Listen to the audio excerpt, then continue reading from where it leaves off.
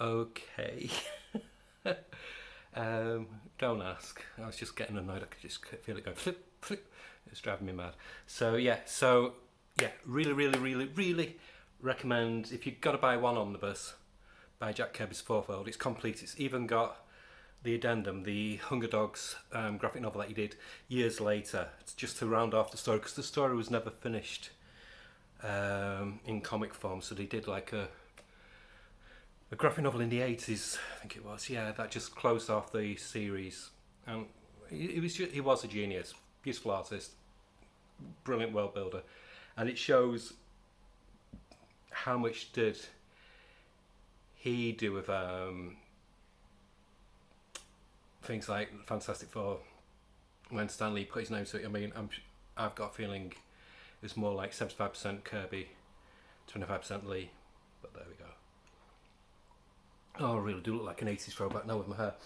Anyway, next one. Big one. Oi, aye. And it's this. Oh my god. Thought that one was big. This one weighs a ton. Now, this one you can still get, but it's pricey. I was lucky. I managed to just catch it on a seller was selling it for about 80 quid, which is what, $120? And when normally it's a lot more than that. And that is the Akira box set. Now, obviously, most people know Akira not through the manga, but through the anime, which in my eyes is the best anime ever made. But the anime is incomplete. Even though it's called Akira, it doesn't actually feature Akira. It's about a quarter or a third of the whole story. Because if you look here, Akira is huge. The story goes on for a lot longer than where the film ends. Like I said, here there's 6 books, and they are just, the artwork is mind blowing. It's so good. Let me just pick them in. Try and get. It's just so detailed.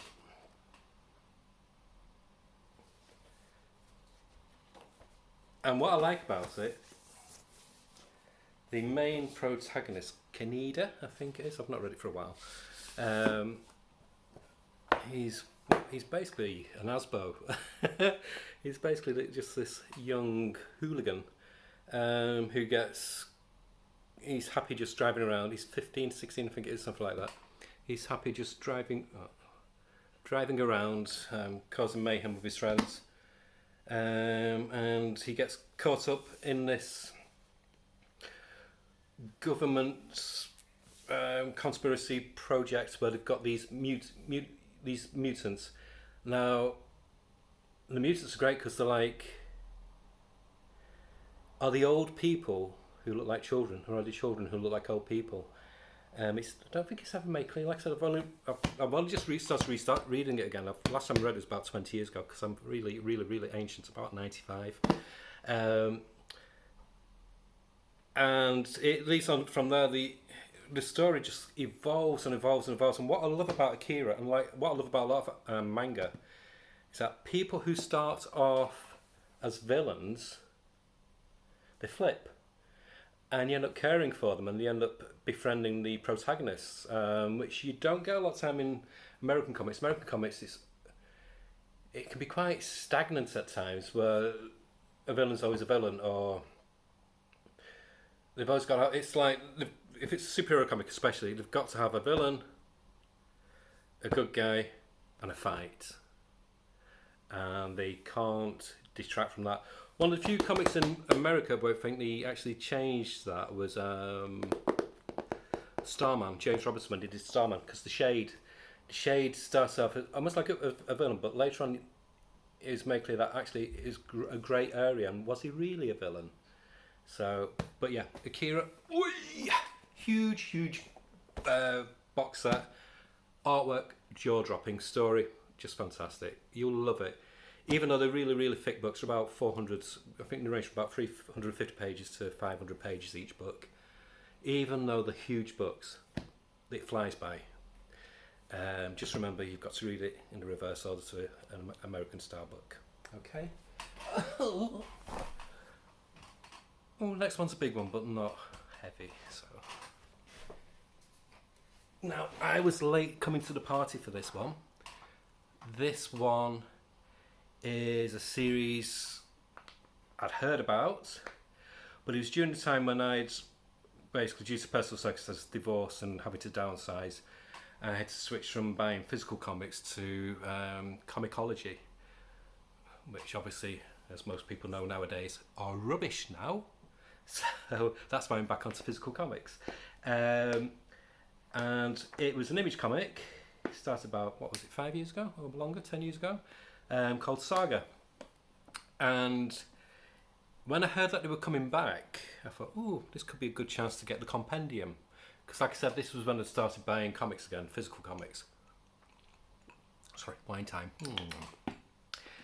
So yeah, I got the Compendium, which is this beauty here. And oh, I am so glad I did. It's a lot of pages. It's a beefy boy. It contains issues 1 through to 54, so it's big. But again, really cheap. $59.99 full price, and you can get a lot cheaper from a lot of shops. And it's great. When you think you've got a handle on it, Brian K. Vaughan and Fiona Staples throw you for a loop. And a lot of time after each issue, you look at you kind of read it going, oh my God, did that just happen? They didn't, did they? I don't want to give a lot away. Basically, the basic synopsis: a guy from one planet, from a warring faction, falls in love with a woman from another planet from a warring faction which each faction hates each other, and they fall in love, and they have a child, and the child is the first interspecies child from both races to be born from a person from each race, like that. Does that make sense? The child's half his race and half her race, and so they've got to keep it secret, and they basically escape, and then the story expands from there. And a hell of a lot happens. You meet loads of new people, and again, Brian K. Vaughan is a blooming genius. He's one of the few writers, again, who can make you like the villains. So there's a load of like bounty hunters and other types of villains in here, and they're just as likeable and interesting as the protagonist. Whereas sometimes in a comic, a villain is just a villain, and that's it. You don't know much of the backstory or anything. You just know that they're out to get the main hero. But with this, oh no, a lot happens. Like I said, sometimes a villain becomes somebody who you care for, and ends up not being a villain in the end, and you actually get quite attached to them. And then don't get attached to people in Saga; it breaks your heart. That's all I will say. But fantastic! Bye. And the next is the granddaddy of Vertigo. This is the comic that changed the whole landscape of American comics, showing that you could do a normal comic and not just aim at kids, and you could stretch what was the Comics Code for it at the time as far as possible, in such a way that it was a literary comic. There'd never been anything like it before because it was a mainstream comic, and that was Alan Moore's Swamp Thing. And I got this beauty. So it's all the books in a nice slipcase with gorgeous artwork by people like John Tottenham. I mean, look at that Spectre, amazing. And of course, our boy Swamp Thing. Yeah, I mean this series changed the landscape of comics as they were known at the time. Without Swamp Thing, there wouldn't have been Alan Moore wouldn't have got the get-go for Watchmen. There wouldn't have been things like Dark Knight or Ronin or other things from Frank Miller. There wouldn't have been a lot of the independent stuff what we have nowadays. So yeah, it just transformed the market. It was growing up. Alan Moore managed this impossible thing of making a horror comic that was a love story. I mean, it's about a love story about a woman who fell in love with a plant. You know, and again, it's like Saga. You could not predict where it came, and he created one of the best side characters ever in a comic, which is John Constantine. Or really, was it John Constantine or was it Sting? Because yeah, I mean it was. Come on, it's Sting. But there we go. I mean, what more can be said about Swamp Thing that hasn't been said before? Amazing artwork, and the story just pushed the envelope as far as he could get, but still make it something beautiful. Yeah, I'm a fangirl. I love Alan Moore, and it'll always be Swamp Thing for me. Yeah, I love Watchmen. I love everything that he does, but this was what I first got into all those years ago, back in the 80s. Because, like I said, I'm 198. Oh, pardon me. So next, I shall go on to another book which everybody knows about, but this time it's slightly different because I've got the noir version of The Dark Knight Returns. This handsome item here. So this is The Dark Knight Returns, which is the classic 1986, I think it was, mini-series of Batman set slightly in the future by Frank Miller, about an old Batman in his 50s, I think he was. So hey, that's not old. Come on. But a Batman past his prime, and he goes into retirement, and something happens. I mean, even though it's like one of the world's most well-read books and stories, I don't want to give too much away because you might not have read it. But Frank Miller just flips Batman on its head. The whole concept of Batman.